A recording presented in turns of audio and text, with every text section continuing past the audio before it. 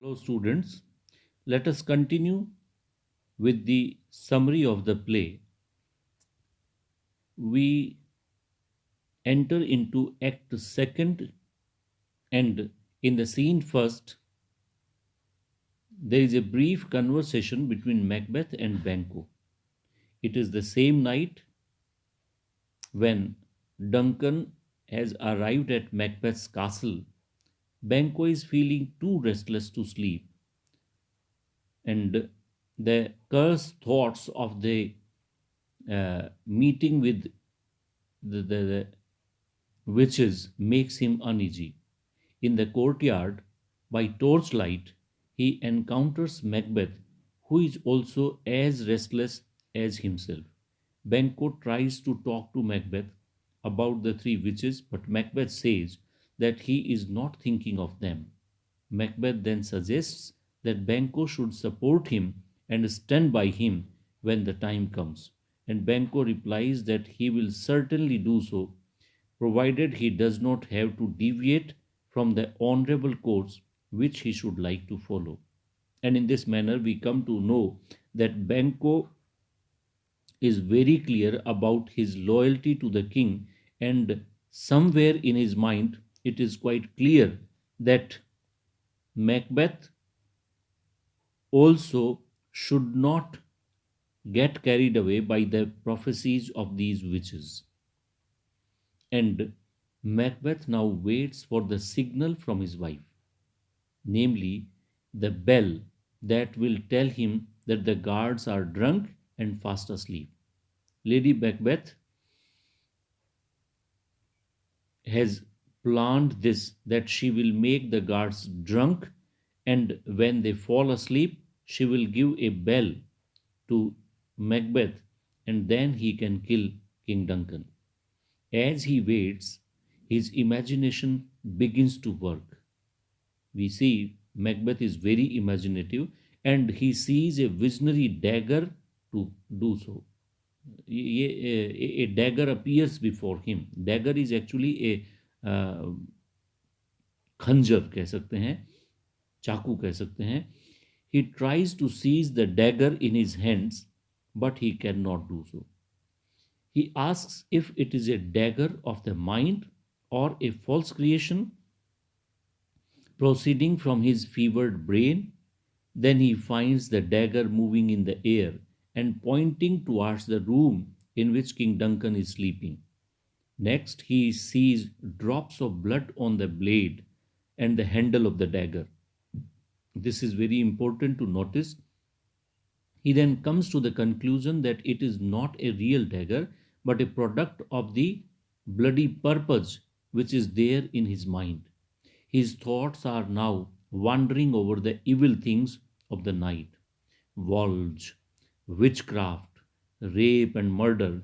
He realizes the horror of the present moment when he is ready to commit a crime, the murder of a guest and his king. The bell rings here, and he prepares himself to commit the horrible deed of killing the king. We enter into scene second now, and here we confront a brief soliloquy of Lady Macbeth. And in this soliloquy, Lady Macbeth tells us that she has drugged the guards to sleep, and that she herself has taken some wine so that she can feel bolder.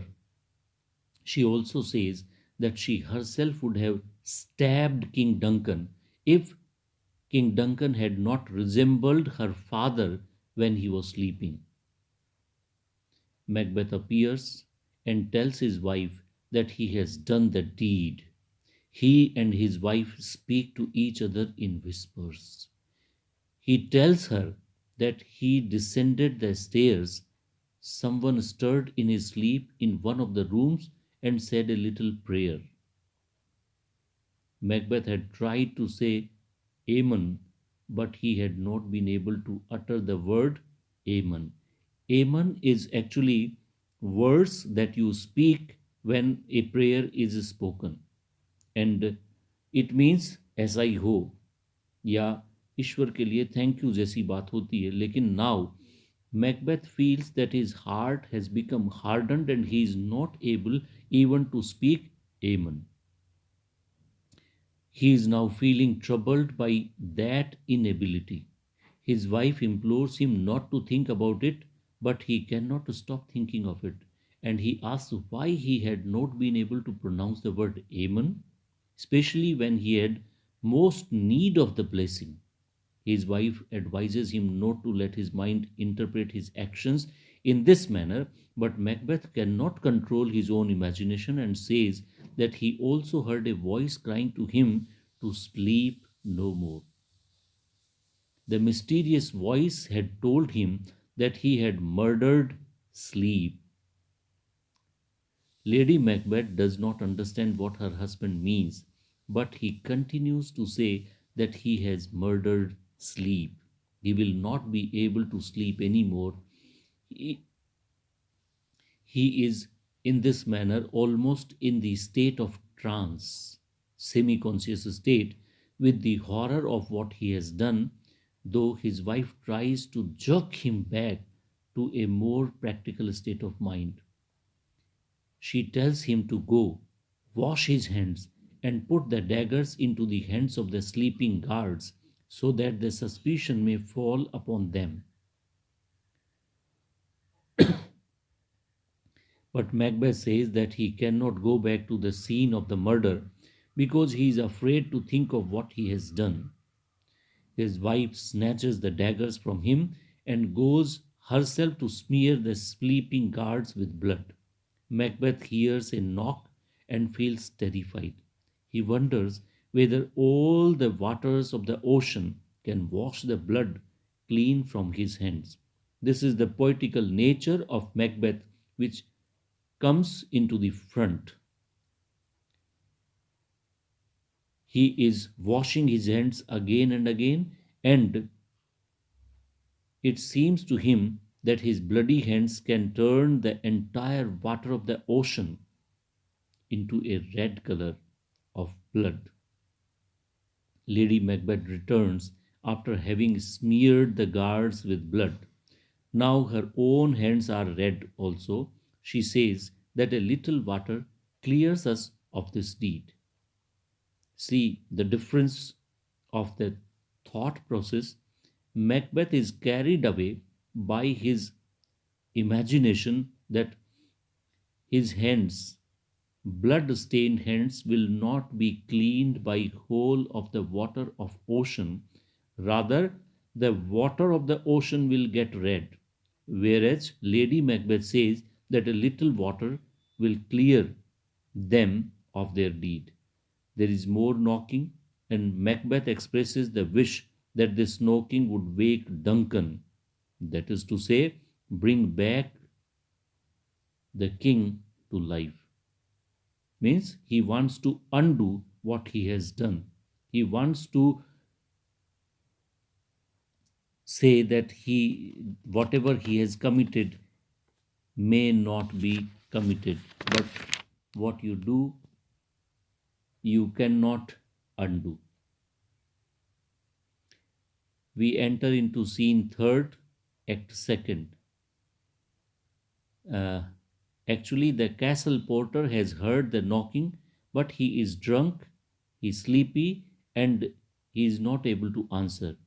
In a comic soliloquy, he speculates how hard he would have to work if he were a porter at the gate of hell. After having amused himself for a little while by imagining that he is actually the porter at the gate of hell, he opens the gate and admits Macduff and Lennox, who have come to rouse the king at the hour which had been fixed by the king.